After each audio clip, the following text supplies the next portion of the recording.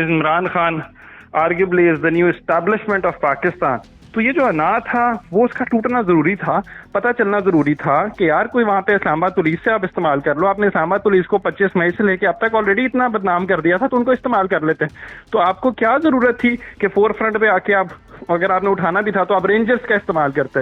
ये इनका वतीरा रहा है और आज की बात नहीं, ये शुरू से करते आ रहे हैं। इस टाइम ये जो आके बड़े एस्टैब्लिशमेंट की गोद में बैठ के हाजी बन के बैठे हुए ना कि हम तो एस्टैब्लिशमेंट खेलेंगे और हम तो बड़े अच्छे हैं, आप लोग बड़े बुरे हैं, दहशतगर्द जमात और कलतम करार कर दो और ये कर दो।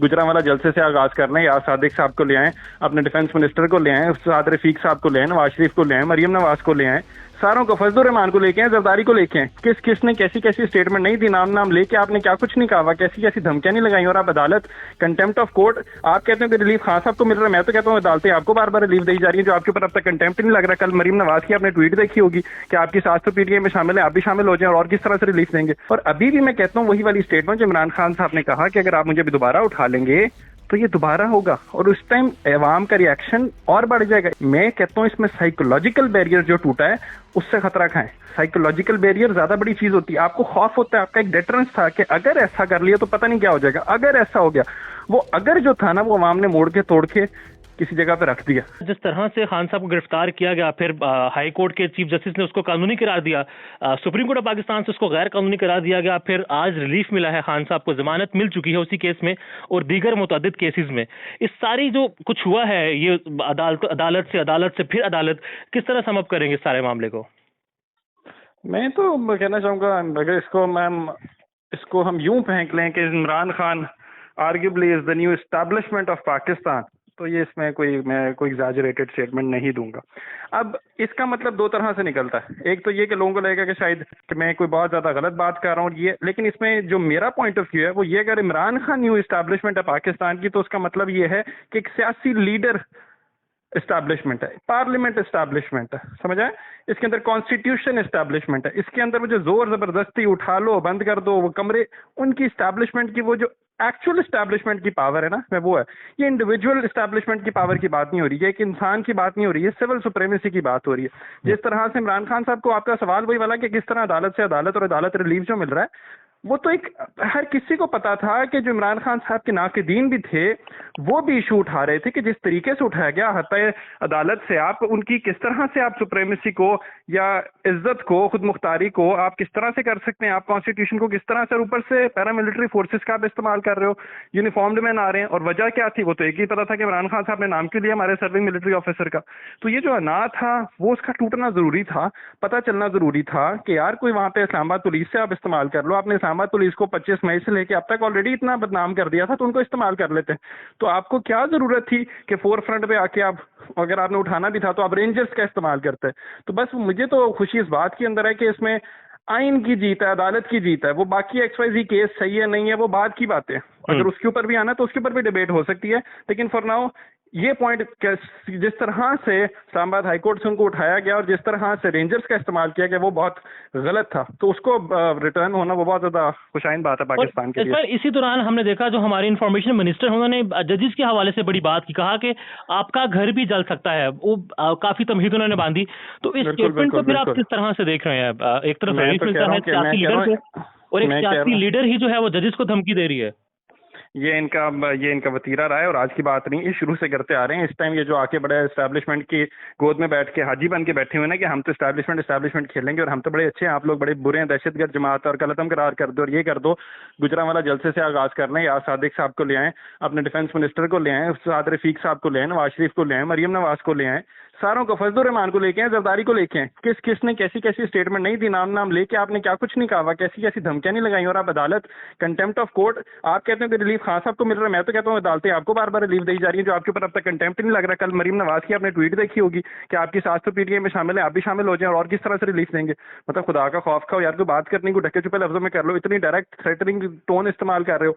तो बेहतर तो वही वाले लॉ वाले बता सकते हैं जो कानूनी एक्सपर्ट है, लेकिन एक आम इंसान लेमैन होके मुझे लगता है कि कंटेम्प्ट ऑफ कोर्ट लगती है और कोई दूसरी बात है ही नहीं इसके अंदर। और अब जिस तरह से आम आवाम का रिएक्शन आया है इमरान खान की गिरफ्तारी के बाद, कुछ तो हमने देखा शरपसंदों ने हमला किया है अहम तंसीबात पर या फिर सरकारी या फिर निजी अमला को नुकसान पहुंचा, उसकी जितनी मजम्मत की जाए वो कम है, मगर एक पब्लिक रिएक्शन जरूर आया है और वो हमने देखा है।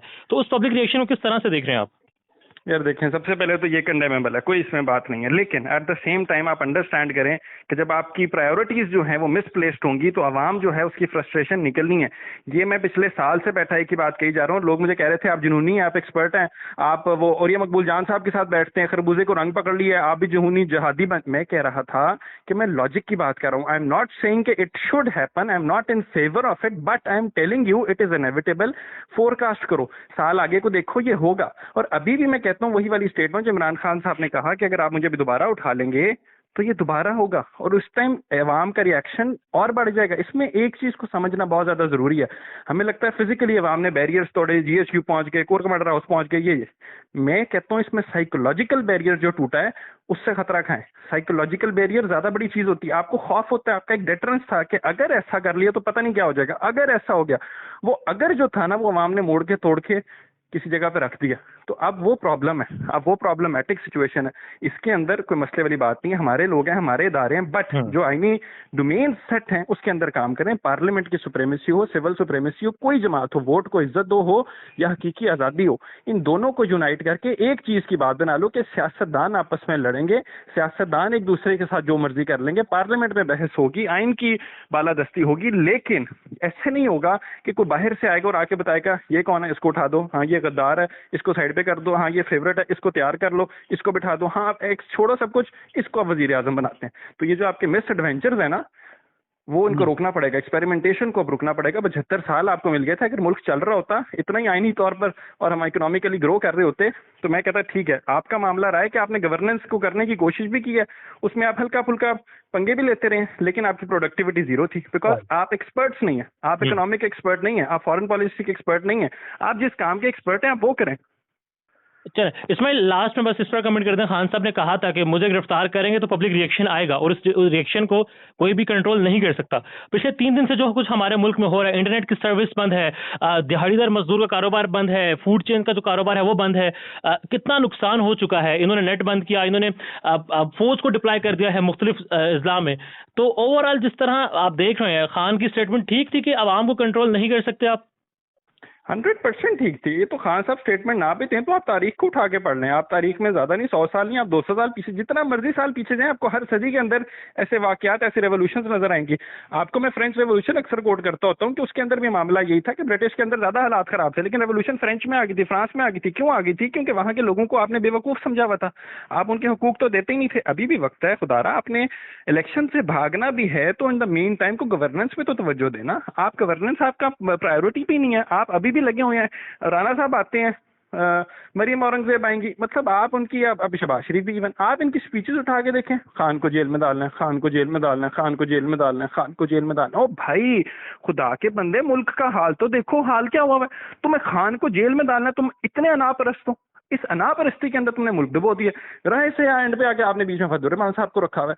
तो ये अजीब किस्म का हजूम है जो कि पता नहीं ये चंद लोग हैं जिन्होंने पिछले 30-32 सालों से हमें आगे लगाया हुआ है, हमारी पिछली नस्लों को भी बर्बाद किया है, आइन को भी तोड़ा है, एक्सप्लॉइट की है, अपनी मर्जी के रूल निकाले हैं, एनआरओज भी लिए हैं, और अभी भी आप उसी चीज पे आगे लगे हुए हैं कि हम यही करते रहेंगे। खान साहब को आप निकाल के बाहर नहीं फेंक सकते, समझे इस बात को।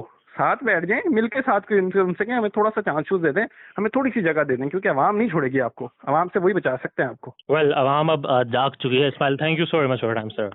बहुत शुक्रिया। Okay, thank you. Thank you, take care, अल्लाह हाफिज़।